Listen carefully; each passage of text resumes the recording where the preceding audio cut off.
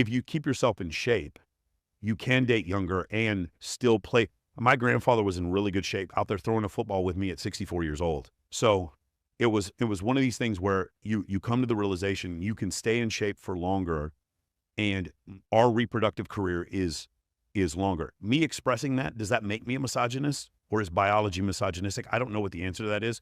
What I know is that it's a truth that you can deal with or not. But Dr. Buss, in his book, at the end, he's like, it's better to know the truth. It's better to know the truth. And the reality of the situation is, the truth is, for instance, social media has made it to where a small group of men have a ton of access to women. And there's a group of men, we'll say somewhere between 20 and 30% of men at the bottom, who are having no access to women, or in short-term context, having no access to women at all. You said when I went on your podcast, you told me that like something like crazy, like 33% of men in the U.S. don't have sex in an entire year. Yeah, so it's a third of men under 24 have no sex within an entire year, and 20-something, I want to say 26% of men under the age of 30 are virgins. Something like some crazy number like that. It's really 23% of men below the age of 30 are virgins. Was it 26 or 23? I forgot. But to be fair, we're talking about, the number is astronomically high when you're 19. I was a virgin at 19. And then when you turn 29, the number's like 4% of men. 29, 30 years old, it's like 4 or 3% of men are virgins. So it actually drops precipitously. And this but is in not your because their standards are too high. It's because they just don't have options. Yeah, well, about a third of men, and again, this is Mack and Murphy who says this, about a third of men do not get to participate in short-term dating. They do not get to participate in the right swipe hookup culture. They just don't, they have no place in it. And it's because of women's preferences that they don't get to do that. Women are picky. And that's the reason why. The problem is, because we've gotten into a global marketplace, what's happened is those men actually would have had a shot if all they were doing was picking from women in Wichita. Because the women in Wichita would be like, okay, this guy is like a 5. But because she has to pick from every man on Instagram, this man is now a 2. And that's, people don't grasp that concept. It's like, women in a short-term dating context push men to the left. Meaning, if we were to stratify men, again, I'm using a scientific stratification. If I were to take the dating profiles of 1 million men, this man would fit in the 80th percentile. So he would be an 8. Have you ever heard women say Ryan Gosling is mid? Have you ever seen this? Yeah, all the time. So the problem is, if I were to take 1 million dating profiles, just profiles of men, whatever, they don't have to be dating profiles, and I were to stratify where Ryan Gosling fits, he's going to fit in the top 1%.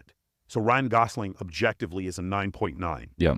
But these women are calling him mid because it gives them a little pang of like dopamine by calling a successful actor mid. I thought you said mid. Mid. Because I hear girls say all the time, like, this guy's like, this guy's mid. I never heard that one before. Yeah, mid. It's like they say Ryan Gosling is mid. He's like a mid-tier Like he's man. just like middle. Utterly absurd. Okay. Ryan Gosling is like. Then show me who you're dating then. Yeah, for sure. And then you show them who they're dating, Yeah. and the guy's like less attractive. But the problem is, I'm not saying I'm not attracted to men, so I don't know. But what I do know is, if I were to stratify Ryan Gosling's physical appearance against a million other men, he would be in the top 1/10 of 1%. And so he's not mid. So, but what happens? Why are women doing this? And the reason why is because they push men to the left. A man who's an 8, they call him a 5. And a man who's a 7, they say he's a 4 or a 3. And a man who's a 9, they call him a 7. And there's only like a couple of guys who are 10s. Like, you have to be Chris Hemsworth or Jason Momoa to be a 10. And anything short of that, you're not a 10. Why do you think that is, where they'll discount them by 3 points? Because they have too many options. It's easier to sell a guy a car if you show him 3 options. If you show a guy the entire car lot, he like doesn't know who to pick. Yeah, a confused mind doesn't act. Correct. And this is one thing Steve Jobs did with Apple. They had so many different products, and they narrowed it down to like 3 MacBooks, 3 iPods, and 3 iPhones. They narrowed your choices down. And when they did that, it was easier to make a decision. These women, they're according to Dunbar's number, he's just an anthropologist named Dunbar, humans grew up in societies of about 150 people. In that 150-person society, you as a child going through, let's say, adolescence or puberty, there's only like 8 or 10 women that you're going to possibly be able to choose from that are in your age group. 8 or 10 women, those women have to choose amongst those 8 or 10 men. Meaning if you're an average-looking guy, you got a good shot. But once we get into a global dating marketplace, which is what we see today, right? All of you are compared to these AI-generated guys, like guys who are taking heavy amounts of fucking steroids, covered in tattoos, and like you're comparing yourself to them, or women are comparing you to those men. Yeah. And so everything's falls short. Here's the other thing. Like, imagine a king, like, let's say Muhammad the Bloodthirsty. He was this guy. He had 800 children. I believe he was from Morocco. I could be wrong about this. The man had 800 children. the images of sexuality that he saw having a harem of women are very, very high for the time period that he lived in. Okay. But a man who lived in, like, say, Des Moines, Iowa in the 1850s, his standards for sexuality are just like the few women that are in his village. You with me so far? Yep. So now I want you to consider that. So his stimulus, the Des Moines guy, his stimulus is lower, whereas Muhammad the Bloodthirsty, his stimulus is very high. But let's just say I'm a guy who's I'm a 15-year-old kid who's on Instagram, and you're Dan Bilzerian. The images that we see on Instagram are the same. The same. If you're a woman who's morbidly obese, or if you're Kim Kardashian, you see the same images on social media. Now, real quick, wouldn't that make that example of the 10 that lives in Iowa that has the night job working and she doesn't get a lot of stimulus, wouldn't that give her access to see all the same stuff that we're seeing on Instagram, and then therefore make her just as challenging to date? It could, but some people don't need as much stimulus. Like, for instance, imagine like the luck of, I host a bikini pageant in Mexico 2 Octobers ago, and I meet my girlfriend. She's 20 years old with no Instagram, and she looks like Megan Fox. Like, when you realize that, like, she had no Instagram. There was no stimulus for her. She liked me for who I was. She had no idea I had a podcast or if I made $10 an hour. She had no clue. And she liked me for who I was. I was like, the likelihood of me meeting a woman from Southwest Arkansas who grew up like this is like 1 in a trillion. It was like, wow, you're different. Like, it was very clear when I met her. I was like, wow, you're different. Like, you don't care about any of this shit. It was just so different seeing that. So for a guy listening to this right now, and they're like, I don't want to meet the girl that's a 6 that's getting flown out to Dubai and Cabo San Lucas and Vegas every single weekend and is very challenging to date and is more likely to cheat. But I want to go find that girl that maybe your girlfriend or someone that lives in Iowa that's a 10 that just doesn't have a lot of stimulus. How does a guy go about finding a girl like that? It goes back to the very beginning when we talked about Nova and we talked about the bikini competition. You have events, you host events, and you help with events. You create an offer. One of the best books on dating, people don't believe me when I say this, one of the best books on dating is the $100 Million Offer by Alex Hormozi. Everyone laughs when I say this, but it's true. Alex Hormozi says, create an offer. I read that book all the time. Create an offer that makes people feel stupid for saying no. So I'll mess in where you'll go up to a girl, not you specifically, but like typical like guy who has some exposure to pickup artistry or whatever. He'll go up to a girl and he'll say something to the effect of, hey, I think you're very attractive. Hey, I think you're cute. I had to come up and say hi to you. I was wondering if I could take you out to dinner sometime. So his offer is himself. And if you like what he's got to offer, then you might say yes. But most women are not interested in most men, as we talked about it in a short-term dating context. And so most of the time she's going to say no. My offer, I'm going to walk up to her. I'm still me. She might be interested in me physically or not. But my offer is, hey, I'm hosting the Super Bowl, the Maxim Super Bowl party. I was wondering if you want to get on the guest list. We also have a table there. If she rejects the offer, she's not rejecting me. She's rejecting the offer. The likelihood of a woman who's totally out of my league saying yes to me is astronomically high. Yes. And in that context, when I bring her to the Maxim party, I'm taking her from an unfamiliar environment to a familiar environment where I'm able to display more of my characteristics that make me attractive. Does that make sense? Yeah. So I have, because you're going to have people coming up and saying hi to you. Yes, exactly. Hey, Michael, what's social up, dude? I listen to proof, your podcast, pre-selection. blah, blah, blah. Yeah. Exactly. Okay. So that's why in real life events are the key. If you want it, if you guys want the incredible girl, the good girl who's also a 10, it's events. The answer is events. That is the answer. And the other thing I'll tell you is if you're an older man and you want to date younger women, unless you're using money, which I don't know how to use money to date women. I've never done it in my life. Yeah, you were telling me when we went to dinner, and I thought this was very unique and interesting. You said, like, when I go out to dinner, like that's a group setting, you're like, even if I cover the bill, I don't want anyone to, I don't want her to know anyone to know I cover He's the like, bill. I'll use the restroom and then grab the server while using the restroom and say, hey, take care of it, because you don't want her to know you have money. I've never bought a table in my life, but if I buy dinner for my friends all the time, and what I'll do is I'll go and you're like what you said, I'll go sneak over to the cocktail server or the waitress, and I'll hand her my credit card, and I won't even look at the bill, and I'll pay for it before anyone sees it. And when someone says, oh my God, did you pay for the bill? I'll be like, I do like that. I go, it was handled. I don't even say I pay for it. I say it's handled. I don't want anyone to look at me differently because I have money. I drive a 10-year-old Lexus and I wear an Apple Watch. And the reason why I don't begrudge anyone else for doing it. I mean, obviously my good friends are Wes Watson and you and these other guys. You guys have like all this awesome stuff. Dan Fleischman's got a fucking helicopter, right? Like Dan Bilzerian's one of my good friends. Right. I mean, obviously I'm not criticizing people for doing that. My thing is, because I'm a coach, I have to coach white belts, and white belts don't have that money. So I always have to coach from black t-shirt and Apple Watch. I have to coach at that level. And so I think it would be a bad example for me to show videos of me picking up chicks with Lamborghini. Using money, yeah. Because it doesn't help my clients. Yeah. So that's one thing that a lot of people have a hard issue with. Also, when we throw the events, someone else is always sponsoring it. I'll get a sponsor, or I'll get a place that wants social media coverage, and so they'll let us throw the event for free. That's something that I teach my guys to do. But having the events is the way to get that girl who would never go out to go out. Does that make sense? Yeah, it does So make it's sense. a big birthday party. It's a charity event for animals. It's a bikini competition for $100,000.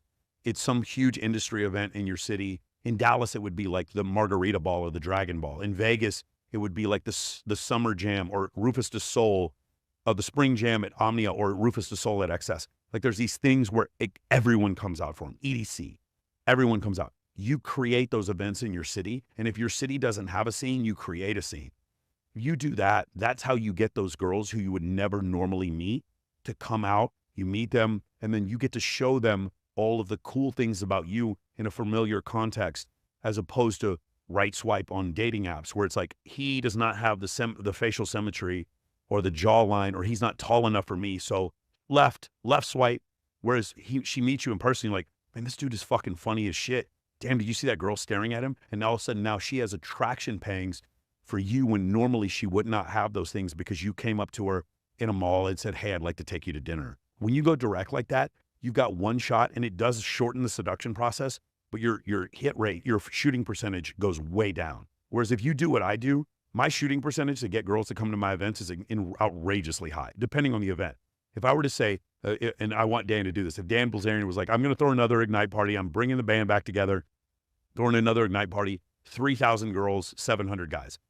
We're going to have it, and we're going to have all these huge DJs. If I were to invite girls to that, 80% of girls are going to say yes to me. 80%.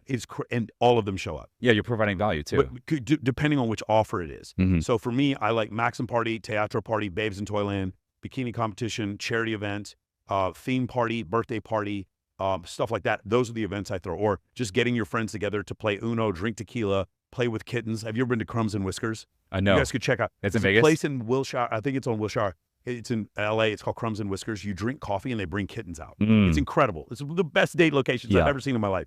I would do things like that. So it'd be like neon bowling, different stuff like that. I would take groups of people out, and that's how you get the girl who's a 10, who's low stimulus, to come out, and you meet her in person, and you get to display all your positive qualities. And I can contest all this. I mean, I'm doing a lot of this stuff, not for the dating, but for the business and entrepreneur stuff. So we're hosting, meetups. Been hosting a monthly meetup here in San Diego for like 5 years now. And then we got our yacht meetups, and I always do like afters and like some pre-games at my place.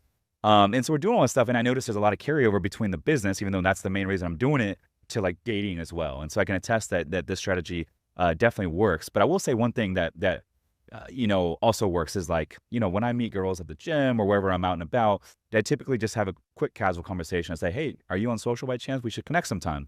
Every girl will give you their Instagram. Then you can connect. And then now you're not putting them on the spot, and they have a chance to kind of like get a feel for who you are as a guy.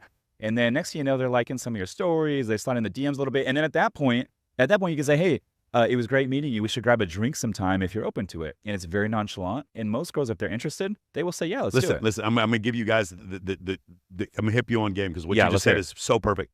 So I want you to consider this. Every girl will give you their Instagram. It used to be you would go ask a girl for a number. I remember I was 13 years old.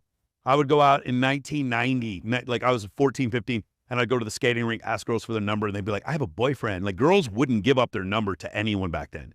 Now, every girl will give you their Instagram. And then when they give you their Instagram, the algorithm then shows them your Instagram. Now, think about this, guys, because you're missing the point. If your Instagram looks like caca, then that's what she's going to think of you. If your Instagram is incredible, like she goes to your Instagram, she sees all the people following you that she knows and all the social proof that you are who you say are, you're competent, you're relevant, you have high status. She's going to, then this is the most amazing dating hack of all time.